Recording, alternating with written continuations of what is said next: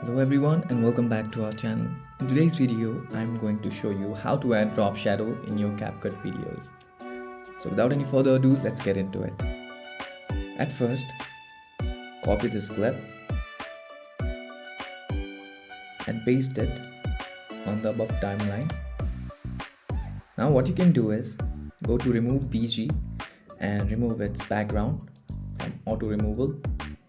Now if we disable our first track, the background has been removed in the second track.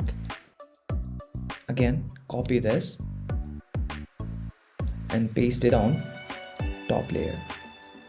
Click on the second one and go to adjustments, and here you'll see curves option. Click on it and take it all the way to the right like this.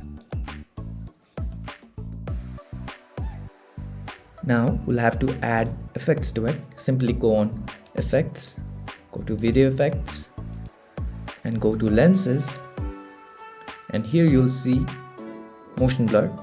Drag it to the second track just like this, and you can see there are shadows. You can manipulate the shadows from here like this.